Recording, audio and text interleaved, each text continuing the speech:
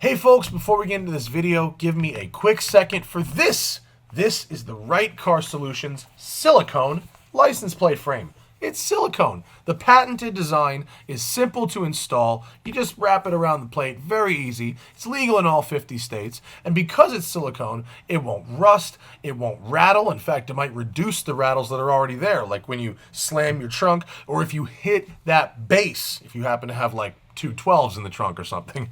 It comes in 6 different colors: reds for the Lambo, blacks for the Delica, white for Vinny's BMW. We're covering every car in the Smoking Tire fleet, folks. Hit the link in the description. I got you covered. These things are great. They feel really nice in your hands. I'm all about them.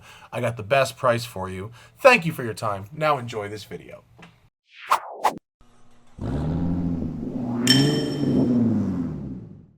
Good morning, everybody. Welcome to my super secret side road, and what has turned out to be my third awesome car this month. This is the BMW M5 Competition, which is a kind of a funny name for this vehicle because I assure you, they don't race it in nothing. So I don't know what the competition is, but here it is. It's the M5 Competition. Obviously based on the regular M5, which is based on the 5 Series. This has a twin turbo V8, 4.4 liters with the turbos inside the hot part of that V. And in this version, it makes 617 horsepower and 553 pounds of torque. That's 17 more horsepower than the regular M5, same amount of torque.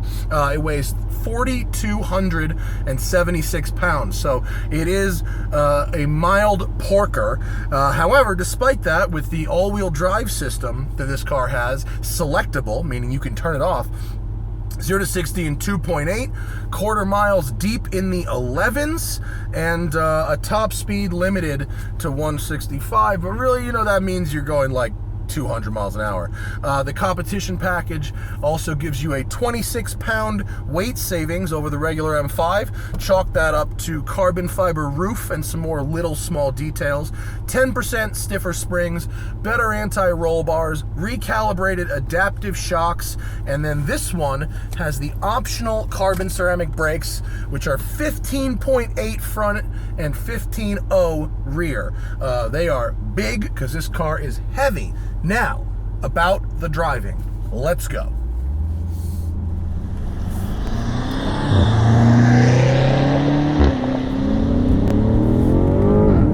All right. Now, for a 4,200-pound vehicle to get to 60 in the 3s, you have to have an effective use of that power. So we've got the tough as nails ZF-based 8-speed gearbox, calibrated specifically for the M5. You've still got those adjustable shift speed things that date back to the E60, and in fact, the gear lever does kind of remind me a bit of the E60. Now, this thing is not the traditional M5 ethos. We are away from that. We all know that really the new M3 with a stick is actually closer to the E39 M5 or E34 M5 than the current M5, which is almost a 7 Series in size and weight if you had to ask. But boy, is it fast. And if the mission of the M5 is to be a smooth, stealth Autobahn Q-ship with some handling prowess attached, the mission has been accomplished. But some think the M5 is for more than that, including me. You see, oh man, is it fast though. Whoa, it actually accelerates harder the faster you go, up to a certain speed. It was just pulling a certain amount. I increased the speed, it started pulling harder. How about that? Wide open, hammer down. Big power.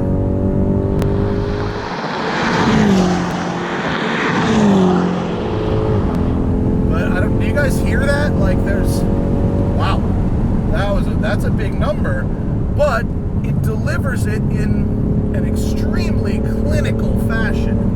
I mean, I realize it goes back 30 years, but I got to drive the E28 M5, which had the motor straight out of the M1, supercar motor into sports car. They developed that into the E39 4 M5. The E39 M5 became the basis for all of the race engines that Turner was running for like 5 years. Manual transmission, brilliant steering, 6-speed, perfect shape, great weight. And then the M5 became more isolated, more removed, but much, much faster in a straight line. And the power is absolutely there. This motor pulls like the best of them. And in fact, if you wanted to be technical about it, there is a supercar motor in this. The Scuderia Cameron Glickenhaus 003, SCG 003, uses a version of this engine. So you can make that leap if you want. I won't bite you for it.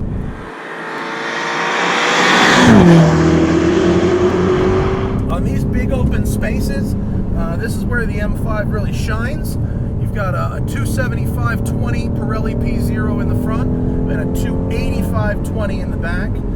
The P0s are okay. They're not my favorite compared to the PS4S. Strangely, that's available on the regular M5. Oh, doctor.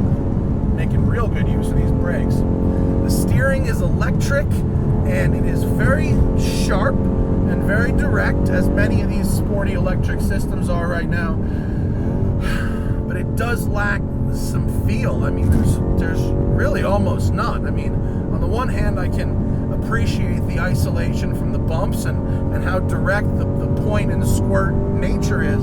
On the other hand, I don't really feel anything in the wheel at all. Let's test our U-turnage. Not a horrible turning radius. Can you launch? I don't actually know how to do this. We've been in M1. Now we're in M2. Confirm. And there's the launch. Oh, that's about as undramatic as launches get. I mean, the numbers are going up awful fast, but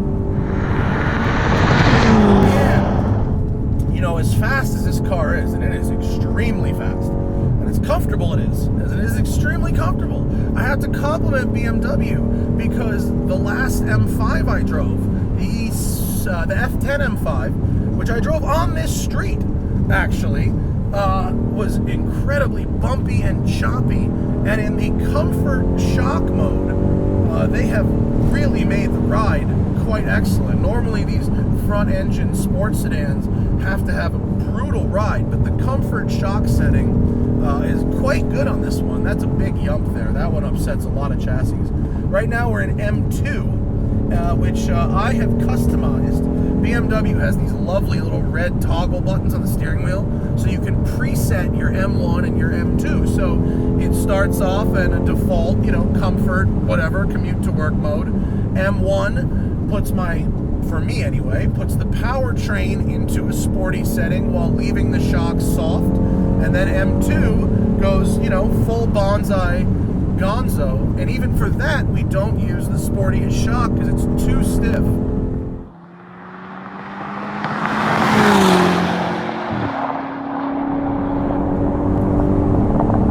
Not that it's a totally fair comparison, but just my experience. I got out of a GT3 RS, the most lightweight NA direct communicative version of the 911, and then into this, and it's amazing to me what BMW is able to do here without transmitting those feelings to me in this seat. But I would prefer some more of those feelings. I'll take that.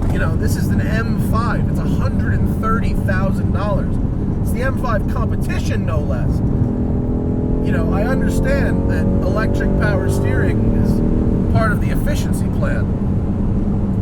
But I think they should do their best to go a little further to make sure that the steering is really getting dialed, because it's direct, but there's very little feel.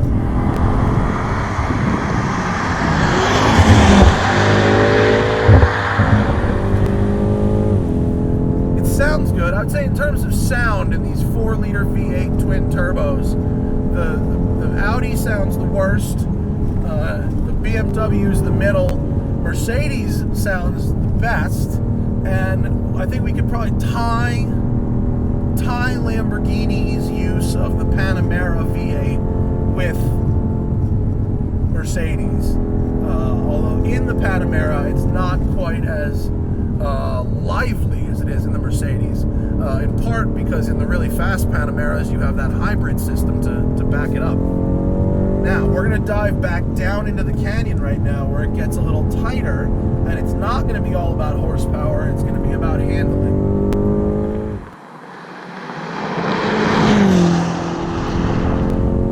It is fast. I mean, there's a crazy amount of speed here, but it's also, granted, I was just using a 4-liter RS engine, but the throttle response is like really delayed,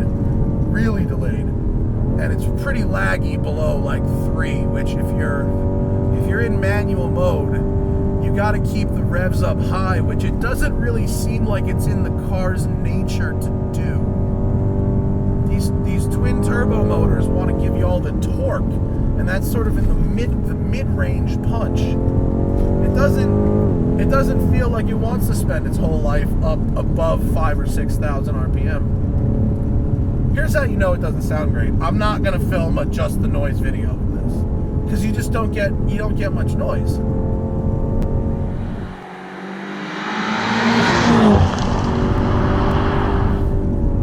It's really fast, But I can feel the fighting of the physics. Like, it's fast, but it's not eager. Like the M2, even the M3 is kind of an eager car. Wants to attack that road, attack those corners, dive in, dance on the limit of traction. And maybe if I had a big racetrack to work with today and I could go 2-wheel drive mode, big old drifty slidey, maybe I would have a different takeaway. But this thing, it feels a lot like I'm fighting physics, and most of the time I'm winning, but the battle is heavily slanted. And we found a Dodge Ram Power Wagon. It's alright, I'm gonna flip around. We will go at the first U-turns. Seats, very comfortable, very massagey, heated and cooled, all the good stuff.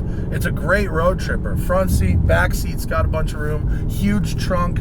There is a lot to like. If in the sphere of judgment, if we're judging it on normal car things, it is. Oh, here we go. We'll have another little further go. It is an excellent car by all objective measures. Fast, comfortable, refined, well made. Lots of technology, attention to detail. It has the advanced driver's aid safety systems and the radar cruise, and there's a crazy options list. The tech in this is exceptional, but it's really, for me, it's about the driving. It's about that driving. And while the speed you can carry here is excellent, the confidence to change direction back and forth very rapidly is not there. And the communication really isn't there. It's getting the job done. It's just not really sharing with me how it's going to do it. Ooh, big rock. Hi, Bozy. Yeah, it's a little battleshipy when you're flipping it back and forth. But Autobahn missile, yes. Comfy daily driver, yes. Proper luxury car worthy of its price tag, yes. Should you spend the $7,300 on the M5 Competition instead of the regular M5? Probably. You probably should. There's the U-turnies. Oof, yikes. It's a lovely car. It just doesn't have the kind of real feel that I am looking for my super sports sedans. But having said that, thank you for watching. Thank you to BMW for letting me have this car for a few days. It is quite lovely. And I will see you guys next time. Bye.